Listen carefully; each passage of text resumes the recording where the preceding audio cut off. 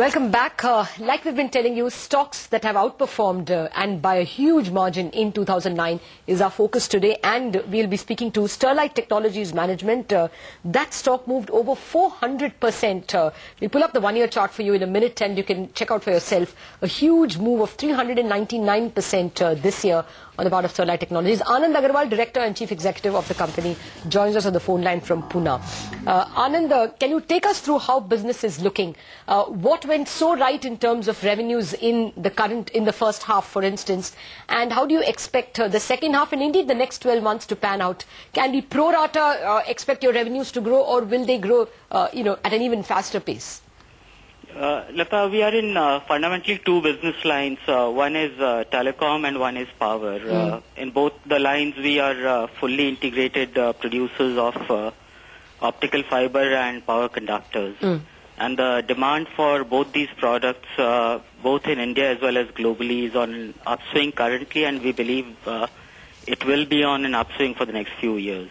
I have the Q2 numbers with me, and that indicates that your revenues were 465 crore versus 665 crores. They fell?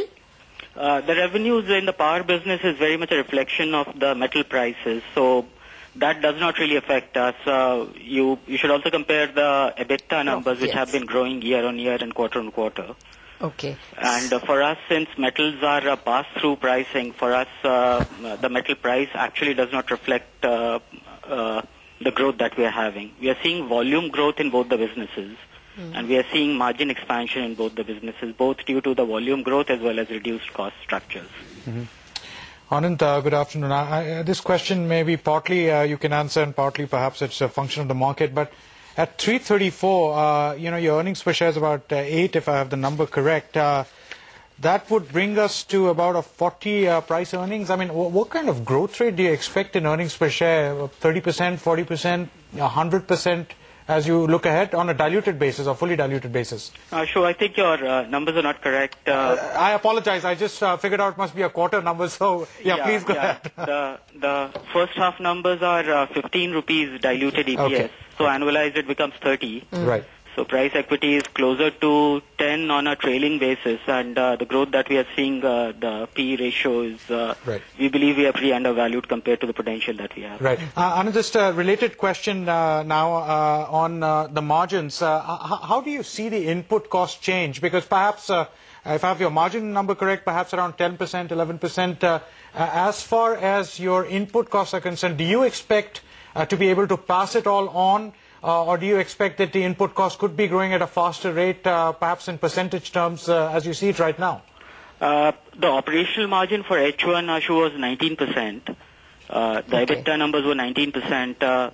The cost structures for us does not change because we deal with very, very basic commodities. For instance, the optical fiber that we produce, our basic commodity is silicon ore.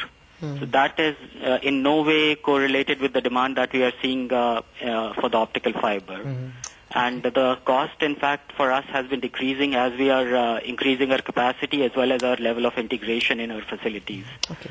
So we are increasing our capacity from 6 million to 12 million and then to 20 million of fiber kilometers, which takes us to the third largest producer globally. I don't think you replied the second part of my first question. Yes. What kind of pro rata EBITDA or revenues can we assume, preferably EBITDA, for the second half and maybe for the first half of next year, since I assume that your order book will give you visibility? Sure. Lata, for the first half we had EBITDA of 170 crores. Yes. We have given a full year guidance of 390 crores. Okay. So we will see 170 going at least to 220 crores for H2. Okay. For the first half of 10-11, we have a decent visibility of order book. We believe we should be able to at least grow our EBITDA beyond the H1 of this year at a rate of about 30% or so.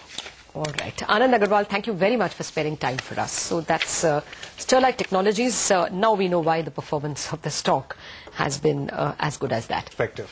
All right. With that, we wind up Midcap Readout. Thanks for watching. A very interesting 1 hour lies ahead. Stay with us for closing bell.